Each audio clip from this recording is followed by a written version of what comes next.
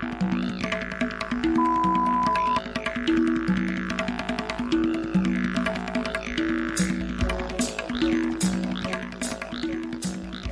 to BookRising, a podcast by the Radical Books Collective.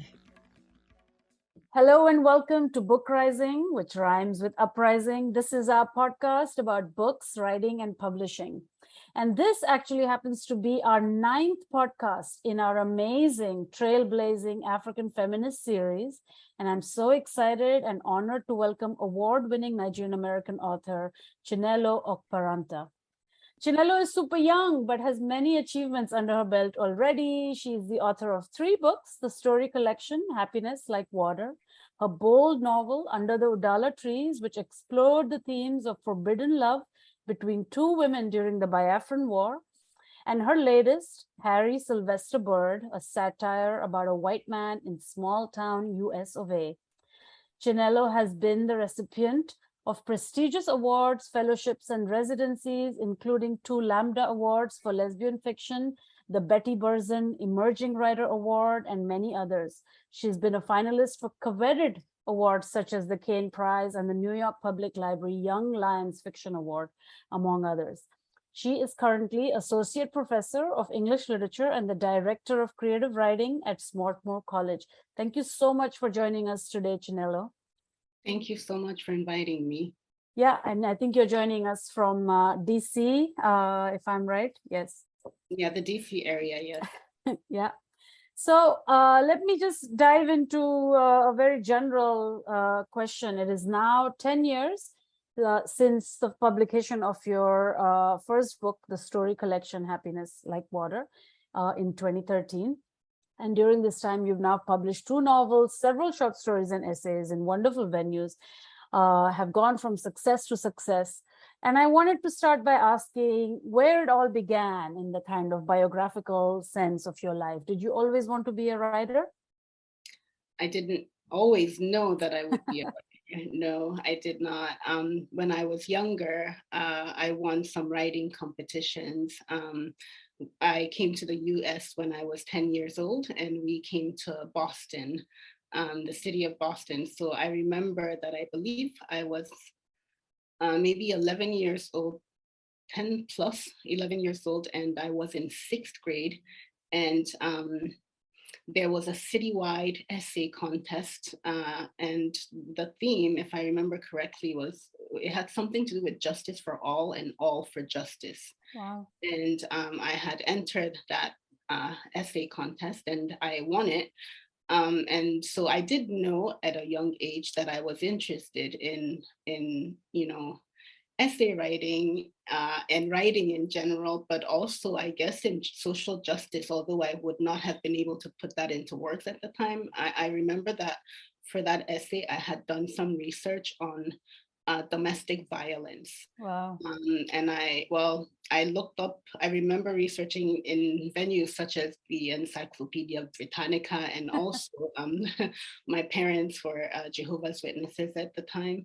And so I looked up some, the texts that I had access to. I looked up, definitions of what was, emotional violence, psychological violence, that sort of psychological abuse, those sort of things. So I must have been interested in, just themes related to social justice at the time. But I, for me as a child, I must have just seen it as, as a sort of school assignment as well. Mm-hmm.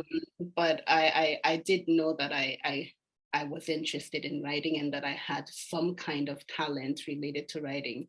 And then, later on, in high school, I also won another, or maybe a couple of other contests, and I did become a middle and high school teacher, and I ran a creative writing club. I took some creative writing courses as an undergraduate, and then while I was completing my master's degree in the Restoration era, British Restoration era wow. literature, I also took some creative writing classes. And finally, in I think it was 2008, 2009, I applied to the Iowa Writers Workshop and got accepted. And that's when I basically began to focus on fiction.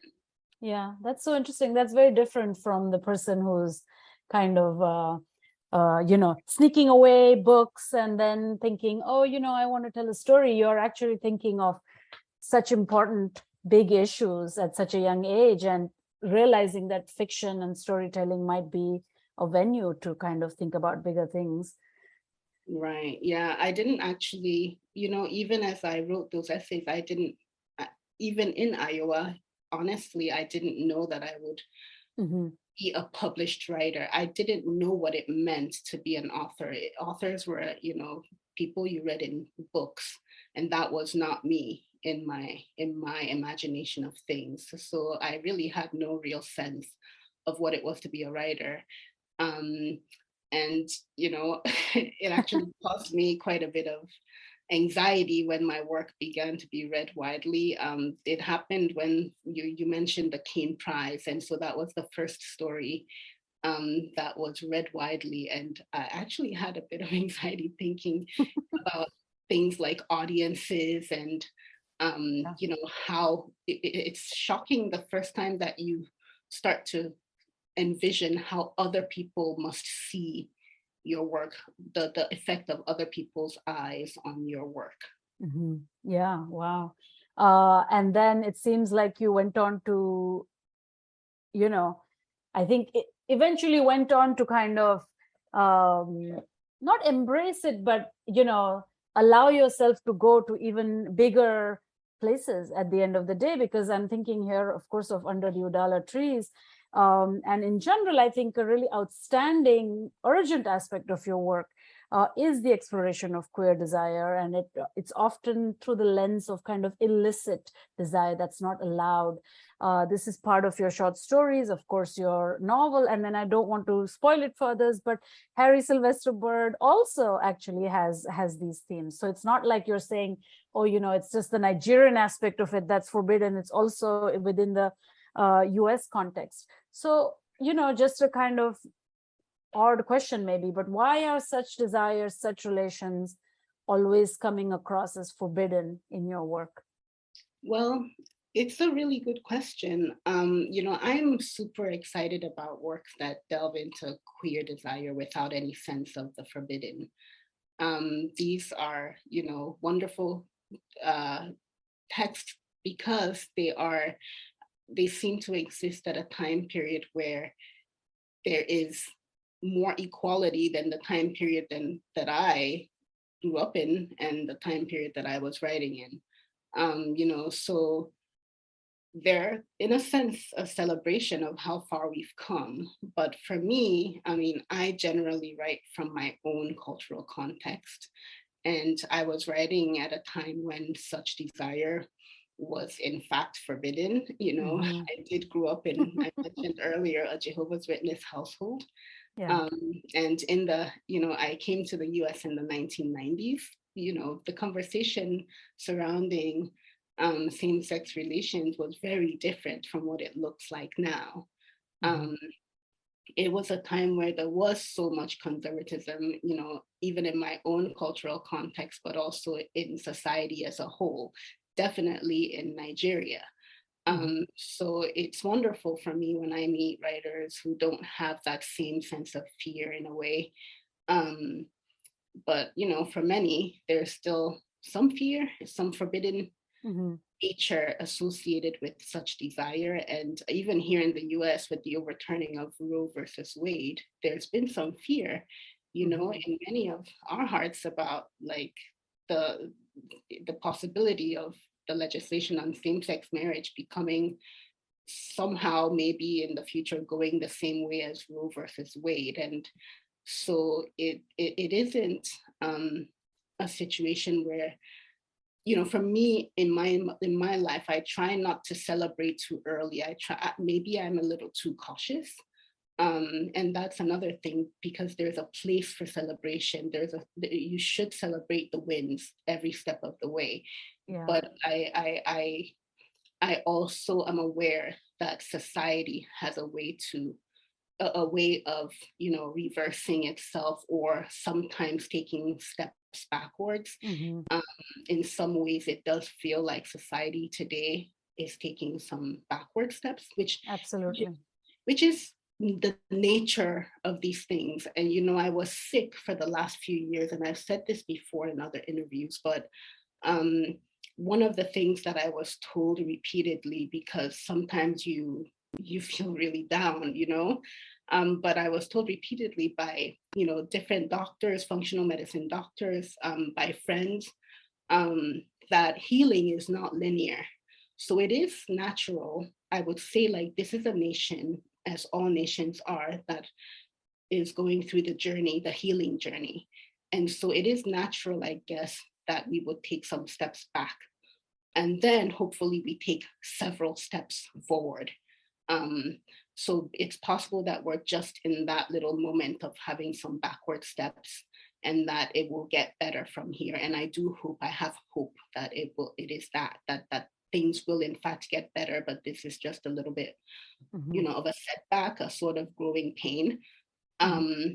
But, even in a growing pain situation, it's also worthwhile for people, for citizens to speak up, so that we ensure that things will in fact get better. Because if we don't speak up, things very well might just continue to, tumble in the wrong direction. Right.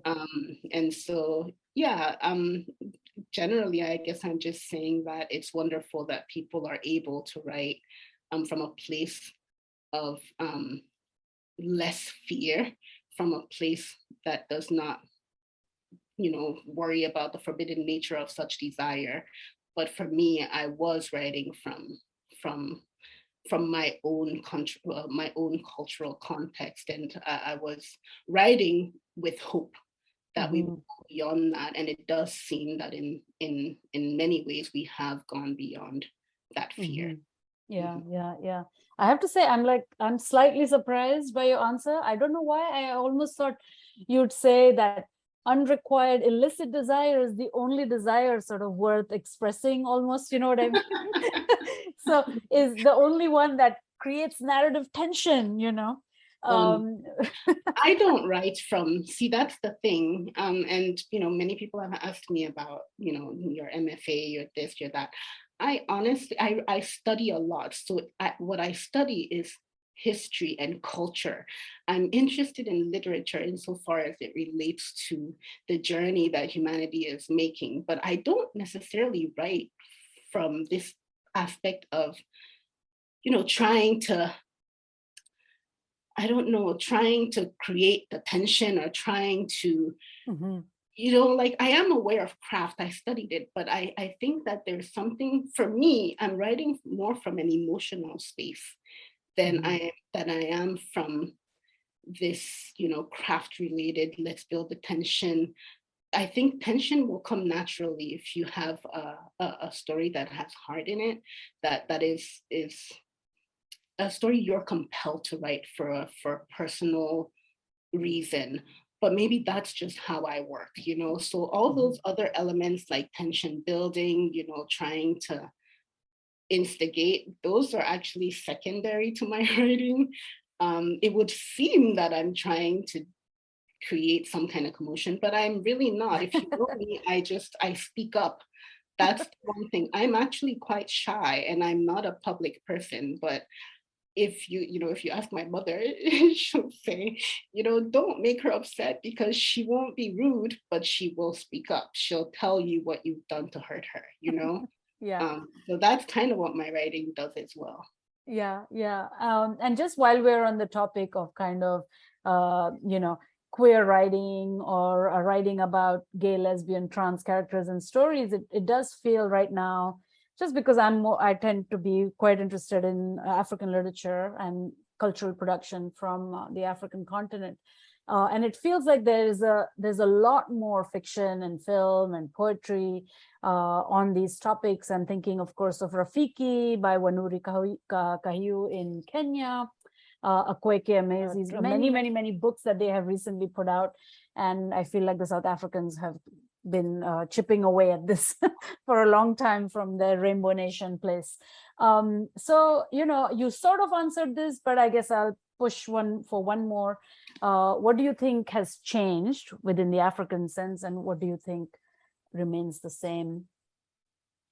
Well, I feel in the African sense of things, as you say, that our society is more outspoken now than ever before. But I think that's true for the global society, right? So I think that before, where LGBT rights were sort of a hush-hush topic, I think that these days, both the conservative members and the liberal members of society, of all societies, are seeming to share the stage almost equally. Where even just a few years ago, this was not the case. So I think it would appear that same-sex rights are becoming more and more simply just a global fight, not necessarily, located, I guess, in the West, which is what you might have said when I first wrote Happiness Like Water with the story America. People might have said, oh, you're, being brainwashed by the West and because you live there. But it would appear to me that it is no longer just a Western thing, that most cultures around the world are realizing, generally the importance of human rights. So let's talk a little bit about the politics of publishing, which is something we're very interested in here at the Radical Books Collective. And I think you might be the right person to weigh in on, just telling us how books are received, what happens with publishing in those two places that you occupy, which is Nigeria and the US. So I just wondered if you had any thoughts on this topic from both those perspectives. Yeah, I do. I can talk about, so first, I guess I want to talk about Under the Udala Trees, which is, my debut novel. I believe from my perspective that it was generally well received in the American audience. And, you've read it, so it was an interrogation and sort of basically a criticism of the conservative, religious-based, anti-LGBTQ mentality of much of Nigeria. And it seems to me that it was easier for the Western audiences to support such a novel because it was a critique of a society or a culture that was outside of their own. And repeatedly, when I was promoting the book, I did have to endure comments such as, oh, it's such a shame that Nigeria is so backwards. And there was a French reader who actually used the word like a barbaric culture, in reference to Nigerian society, which, is shocking. Yes, I want to write a novel that is, pro LGBTQ rights, but that does not mean that I see my culture as barbaric. So it was an interesting publication journey in terms of the different ways in which the different demographics digested the book. Nigerians in Nigeria, and actually Nigerians sometimes in Europe, sometimes told me that, it was disappointing because that, they'd said things like, oh, you've been brainwashed by the West. And one person I remember in London asked me what my parents must think about me writing such a novel. But interestingly enough, years later, so it's only been 7 years since I published Under the Udala Trees, and the reaction is so overwhelmingly different, right? So people have written me, even back then though, I will say there were people who wrote to me, privately and told me how important the book was. So I don't want to talk only about the negative of the reactions, right? So even then there were people who privately spoke with me when I was doing the promotion in Lagos, for instance, and even in Abeokuta. There were people who called me and privately told me that, this is a reflection of their own life. And, it's as if I'd written what they were going through in a novel. And it was nice to read of their experiences in a novel. Somebody in the US, and a Nigerian immigrant in the US, wrote to me, just saying that she was writing me this letter from the closet, like she was physically in the closet of her parents' home. Oh my gosh. She was reading my book and writing me the letter. So the book did reach people, but now it's way more widely approved of, in the Nigerian community. It's as if it's given other queer writers permission to also come out and write their own poems and their own works of fiction, and just openly talk about their own sexuality. And so it's interesting to watch the journey that a book makes, right? So it feels like for Harry Sylvester Bird, it almost feels like it's the opposite reaction now, where it makes some American audiences a little bit uncomfortable. Part of it is the nature of the book being written as a satire. Part of it is the fact that the criticism is now directed to the American audience, right? So specifically the white American audience that is racist, because not all the white American audiences are, happily racist. But the book is specifically speaking to the racial prejudices and the microaggressions faced by immigrant culture, but in this case, specifically the Black African immigrant society, and there are lots of questions that are raised, and there are many reasons why such a book would make people uncomfortable. And I'm very, very happy to have those conversations. Many of those reasons I have thought about, and I'm very happy for people to discuss. One of them is, you and I are both immigrants, and for a long time, we were told that, as immigrants, we don't actually have a right to complain about, injustices. We should just be grateful, right? Absolutely. Yeah, so that's a conversation I've had with many immigrant people, friends, community members, and it's similar. So we face these discriminatory moments and prejudices and microaggressions, and we don't feel that we have the right to say anything about it because we should be grateful. And the way I think about it is, there are, and I'm not saying that this is a direct parallel, but, so you have a family, for instance, and the parents adopt a child, whether they are sort of put in the situation of having to adopt the child because maybe the parents passed away somehow and left the child to them, or maybe they actually purposefully adopted a child. It doesn't actually give those parents a right to abuse the child and simply think that the child should remain forever grateful. You can't abuse a person, and yes, you've adopted them and you have given them sometimes what is a life that's better than what they might have had. But does it give you a right to abuse them and think that they should continuously take it and never say, like, this is what you've done to me to hurt me, and this is how it feels when you hurt me?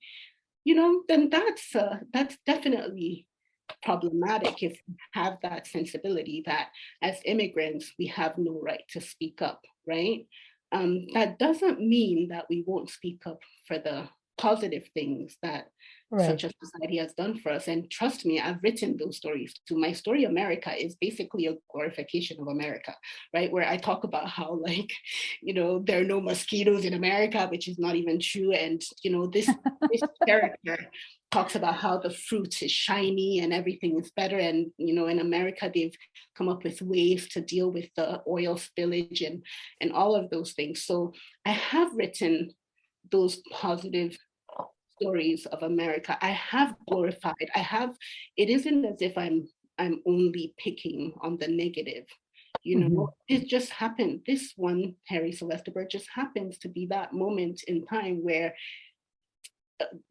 the racial issues just got overwhelming, and I could not help but express them in my heart, in my art, in my writing. And that's kind of what art is, like you're passionate about something and it comes out in some form of expression. For me, these things come out in art. And, that's basically the reason why I wrote the novel. But it isn't necessarily to, whine and complain and, the next project will be something else. And maybe it would be glorifying America too. I don't know, but it's also fair to allow artists to be honest in their art. Yeah, I think part of what I'm taking from this answer, where we started with the sort of publishing politics of both places, is that, on both sides of the spectrum, when you wrote Under the Udala Trees, there was different problems. One was, negativity, I would say, generally. And now you've written an even more explosive kind of book, which really critiques, actually, at the end of the day, the United States. But before we get into Harry Sylvester Bird, and I really have so many questions about that, do you think that the reviews and the publications are better now in terms of evaluating Nigerian writers or writers that are migrant? You said somebody called it a barbaric culture. Do you think we have gone past this? Because honestly, I can't even digest if you're going to say, if you're going to answer in the positive for this, if you're going to say, no, nothing's changed. In my experience, I think that there's more awareness surrounding the topic, but fundamentally, I don't really see a big change. It seems to me, from my angle, that the best reviewers of African literature are Africans themselves, right? The best reviewers of even American literature are Americans themselves, They have the context to correctly, or I don't know, to thoroughly or to more comprehensively review the work. They have the context, Sure. It does a sort of disservice to writers of, African literature, immigrant writers, when reviewers that lack that context review it, because there's so much that is missing, right? And you run the risk of writing a review that is a little bit myopic. And so it's a work in progress, in my opinion, but there's also a place for everybody's thoughts on literature, because that's what literature is. You write it and you give it out to the world, and everybody digests it in the way that they will. But it's important to remember that there will be context, cultural context, historical context, political context that might be missing depending on what angle you're entering the work from. Absolutely. And it always tends to be that, like, the Western critic or the reviewer feels often quite entitled to, comment on certain things without, backing up a little bit and gaining more knowledge about places. But let's hope it's changing. I feel like it might be changing. And I think those critics of color, reviewers of color, are the ones that kind of tend to make the difference. To remain in the same topic, but to switch gears, your current novel that just came out, Harry Sylvester Bird, is written entirely in the voice of from the interiority of a white American man. And it's very critical of the United States. More importantly, it's very critical of liberals in the United States. And we're looking at a kind of experiment in satire here. And it's really impactful, and it's really incredible and gripping. And we read it for a book club recently, and you visited us, Chinelo, and you yourself saw that some people were reacting quite strongly to it. And on the other hand, there were others who felt right away that they understood. They had met these people before. They had lived in these towns before. Whereas there's a group of people that felt, I don't understand. What's the point of this? What are you doing? And I think some people were quite confrontational. I apologize. But it speaks to the kind of reactions this is getting. So what incited you? Let's start from the beginning. What incited you to enter the white male consciousness? What do you find lurking there? Okay, so first I will say that I guess I want to just clarify that it is on the very surface of the novel. Yes, the story follows the journey of a white man, right? Yes. And this is a white man who attempts to come to terms with the issue of racism and with his own history of abuse. So that's the easiest way to approach the novel. We follow his growth from childhood to adulthood. We see his adventures as he tries to overcome his racist upbringing. So in that sense, it's, a story written about a white young man trying to make sense of what would be a corrupt society. But I want to point out that this is a novel that is not an appropriation novel, because if anything, it's an interrogation of the white Western literature's history of appropriation. It is very consciously playing with this conversation of cultural appropriation in literature and elsewhere. Also, it's playing with and interrogating the appropriation of Black bodies in the case of Harry. So in a very real sense, it's very different from the typical cultural appropriation novel. I was actually very interested in the fact that Western white novels, even today, continue to appropriate the stories of other cultures. When I did the interview with especially Publishers Weekly, they mentioned American Dirt, right? But there have been others before that. There's Chris Cleave's Little Bee, in which Chris Cleave, enters the mind of a Nigerian girl. There's been, you read them, Memoirs of a Geisha. Some of my friends told me, they didn't realize that the author was not Asian, Then there's William Styron's Confessions of Nat Turner, which is a book I talk a lot about. And there's an essay that will be coming out about my thoughts on what's happening with that book. But basically, I wanted to examine for myself this history. And so that's kind of what Harry is doing. But of course, I was even scared. So there's a part of me that wanted to see what the allure is in, like, why would you want to write about a different culture? And I'm not actually approaching it from a right or wrong angle. I'm approaching it from an angle of, let's interrogate this and see, sort of in a sense of a social experiment, to see what the effect of my doing such a thing will be. Because historically, the people who have had the power to do such experimentation have been white men, white women. Now you can see that my doing it is, I don't have the same sort of societal backing as they have all had. Now, I was careful to do it as a satire as well, because I couldn't even, in all honesty, enter the mind of a white man. So I had to create a satirical white man for my conscience to be able to sit, like, to be okay with it, right? So that's partly the reason why Harry is a satirical character. Yes, it's possible for some people, depending on your reading, that it hits close to home, right? It comes really close to realism, but he is fundamentally a satirical character. Nobody can deny that, He's just sort of like a babbling character. He, carries out one blunder after another.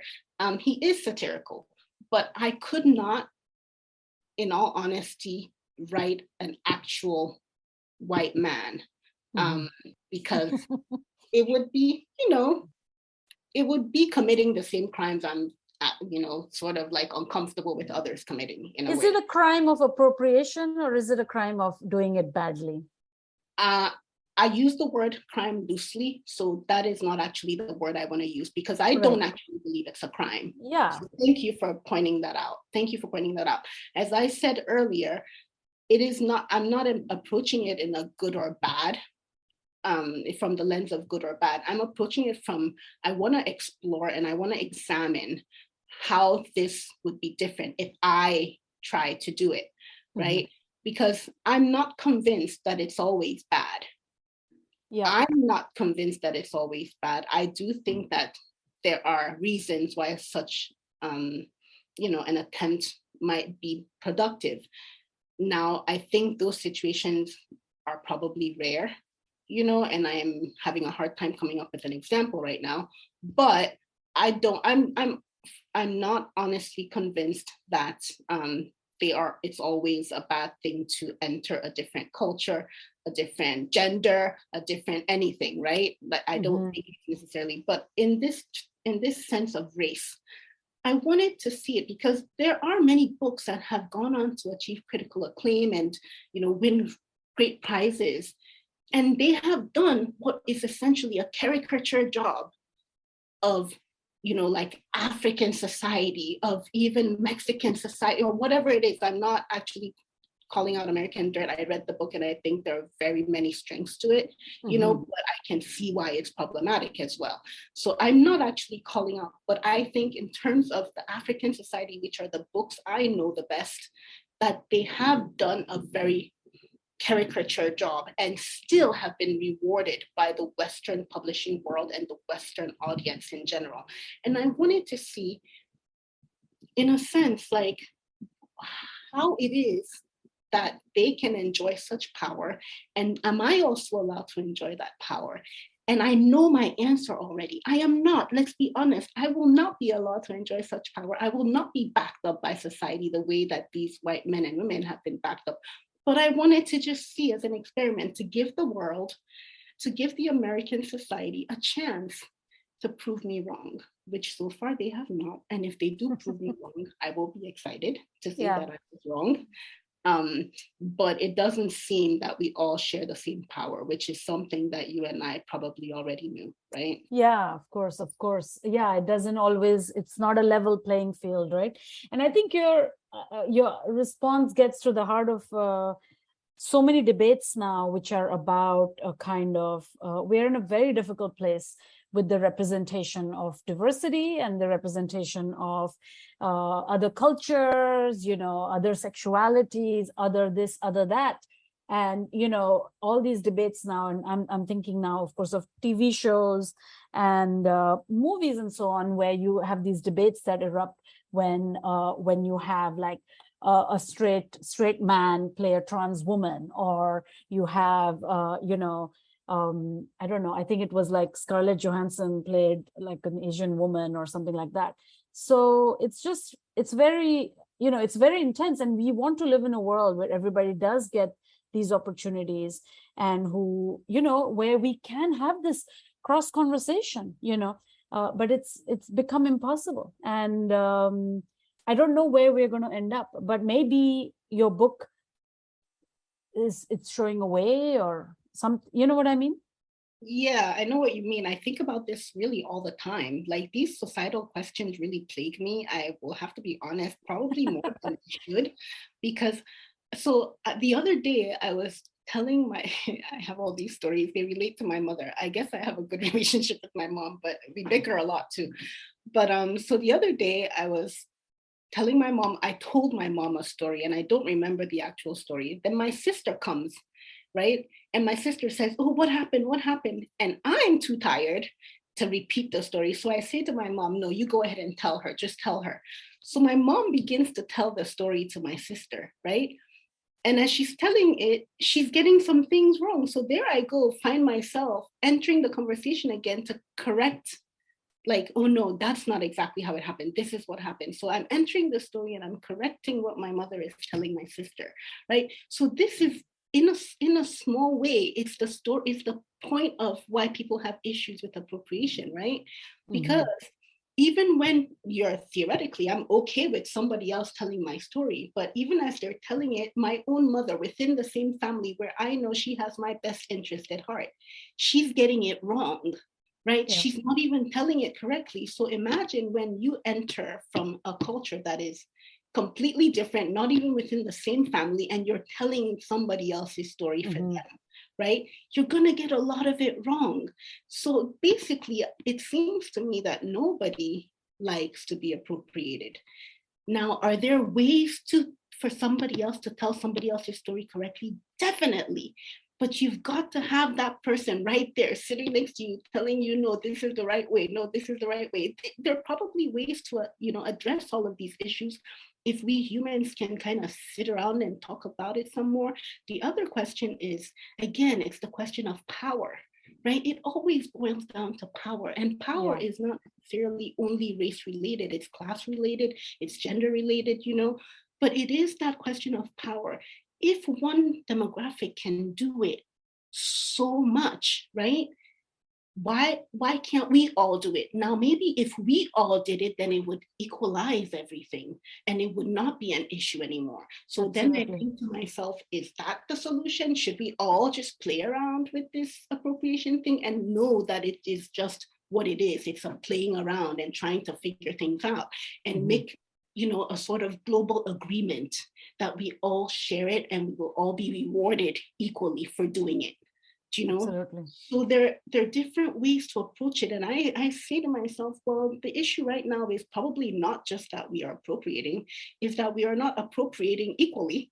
I don't know if that's really the answer, but there are things that I think about. I think about these things because these societal issues, I don't know what the solutions are, but I think that they are worth questioning and interrogating from a place that is more productive than condemning. We tend to leap toward that condemning.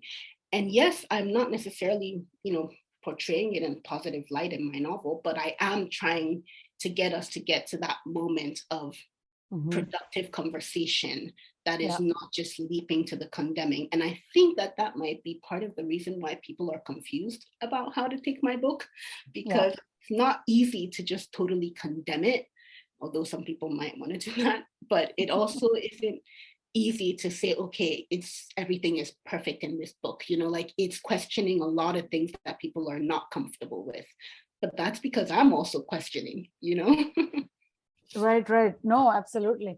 And I'm currently in the UK, where I walk by the millionth Shakespeare play poster. So part of it is also like, let's have the new stories, because again and again we're trying to implant diversity sometimes within the same stories.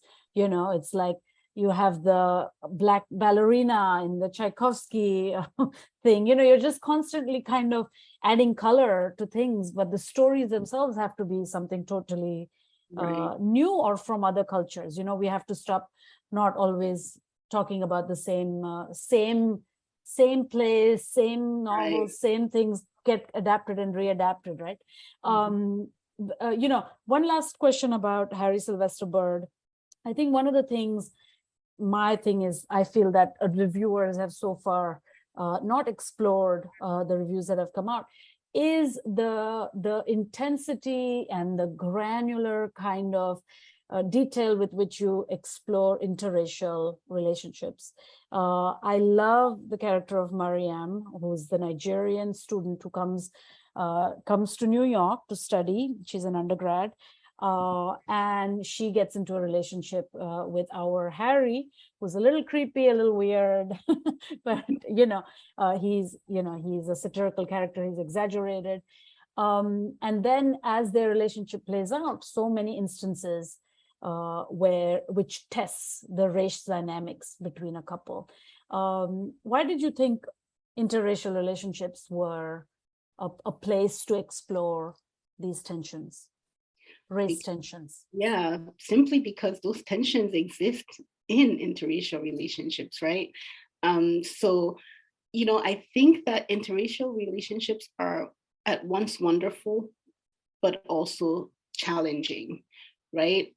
So in from the outside, like, we would like to say this is beautiful. It's a union of diverse cultures that have come together, and we would like to believe that there are no, tensions related to like coming from different racial backgrounds.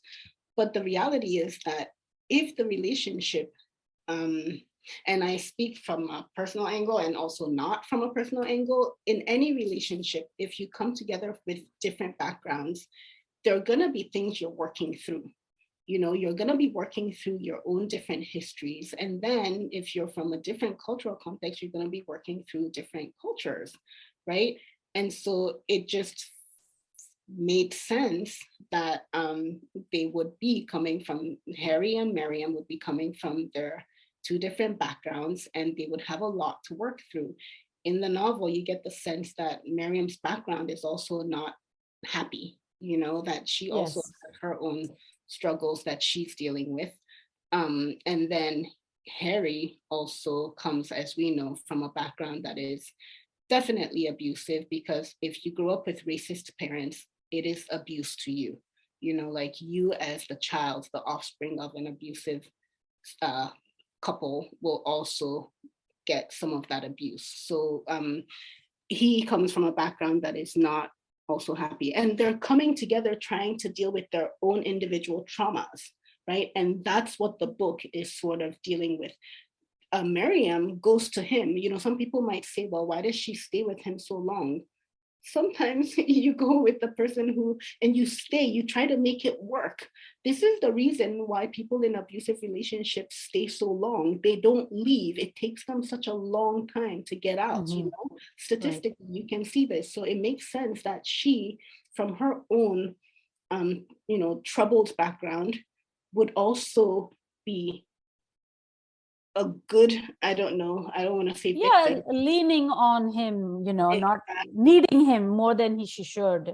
More than she should, trying to make things work more than she should, right? And it was just a good, not that I said, oh, Harry must have a girlfriend. No, actually, like I said earlier, I just created the character of Harry and followed his journey. And if you, follow the journey of any teenager till, adulthood, they will probably have a girlfriend, they will probably have a love interest, and they will probably date. And so Harry just, it makes sense, given his background, that he would want to find an African woman to be with. Oh God, of course. And he does find her. That's who he finds attractive. And then he dates her. And it would make sense that, they would then have to, figure out their issues, race-related and non-race related. Some of these issues are not even race-related. Some of the struggles they have are, again, this idea of ego, right? He's trying, it's masculinity sometimes, it's just like class sometimes. It's not necessarily only race-related, but they go through the motions of a couple that is having trouble, and we observe, we are witnesses to that.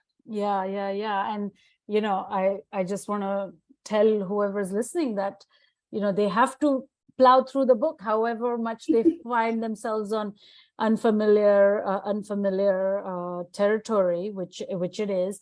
And I have to applaud you for like taking us through what we would call like cringe-worthy things. You want to repress certain things that happen, and you've maybe even been part of such moments, events, but you're able to really tease it out and like take us to the place of analyzing where American society and American race relations are today, so I think that's awesome, Thank you.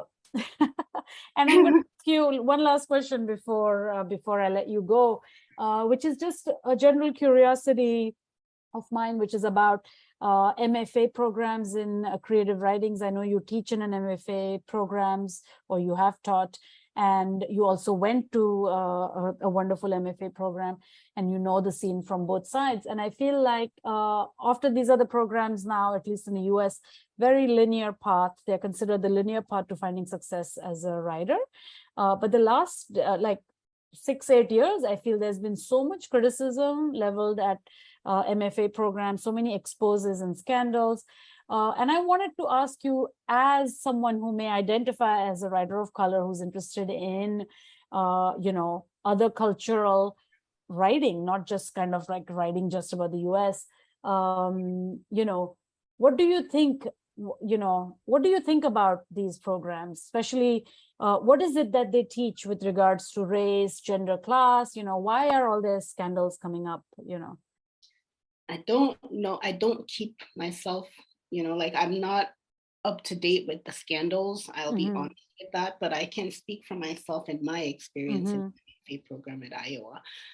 For me, it was simply a dedicated period of time and a dedicated space during which I could wrestle with my thoughts and I could figure out what mattered to me and what I wanted to do with my writing. I'll say that when I was there, there was not really any substantial conversation related to race and sexuality.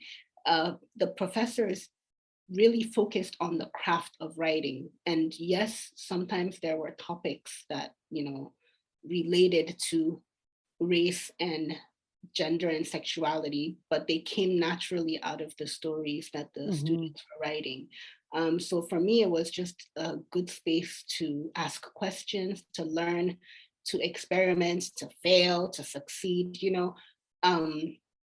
That's kind of related to the questions we were talking about who has the right to experiment, to play around, not only to culturally appropriate, but even things like homages and things, who gets, applauded for doing an homage and who doesn't. There are just many things that in an MFA program, you have that space to experiment with, to play around with, to figure out the conversations around those things.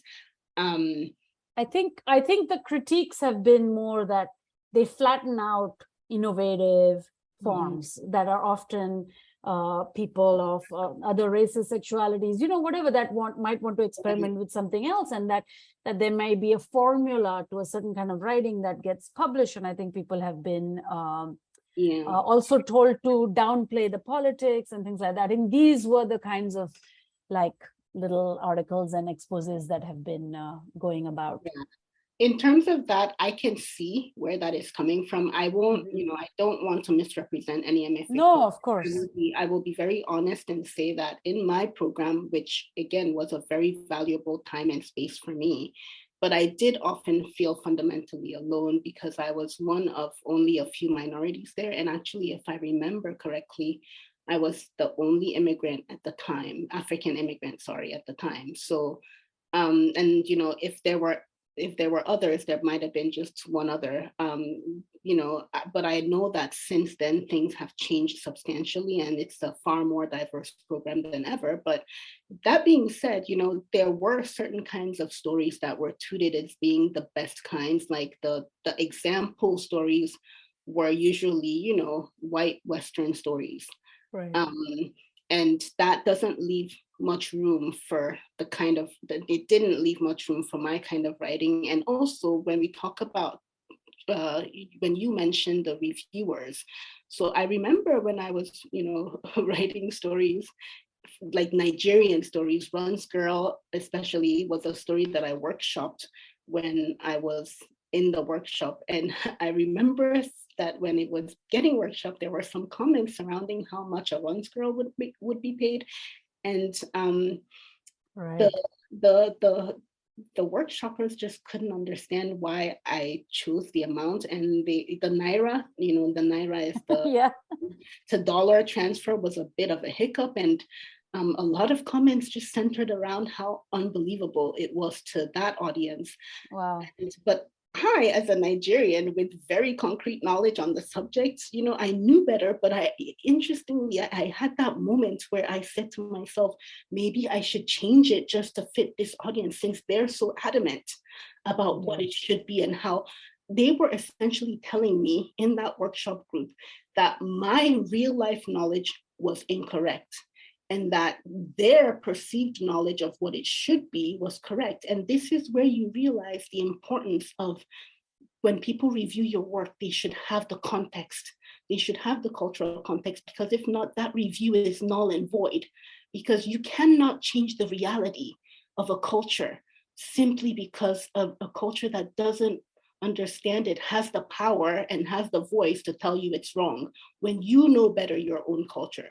So in that sense, I will be honest and say that I understand some of the, the reasons why people have felt that, usually culturally, that an MFA program has done them some disservice. I get it. I'm not. That's just a very small example. It's one small example, but if you look at it, you can see how it could be actually really problematic on a larger scale, right? Because it does tie into what you were talking about again, the reviews, right? These are the people who might then review your work, but they are lacking fundamental knowledge that you yourself have, but they have the power, right? They have, the LA Review of Book Power backing, they have the New York Times backing, and that would seem that their perception of things is the correct one. But you, as the person from that culture, that, like, yes, a runs girl would be paid this much. Know it from like firsthand knowledge. You know what I mean? And they make you almost question yourself. So life is just interesting in that way. No, thank you for your honest answer. Not trying to cause a scandal here or expose your colleagues or your past at all. I just think it's a lot of conversations in the air, especially as teachers, and especially for someone like me who speaks to writers a lot, and writers who teach a lot and have students who will always think about these things. But you've been so generous with your time. Thank you so much for talking to us. And good luck with the journey of Harry Sylvester Bird. I think we all give it many, many thumbs up. So thank you very much. Thank you so much for inviting me. Thank you for everything.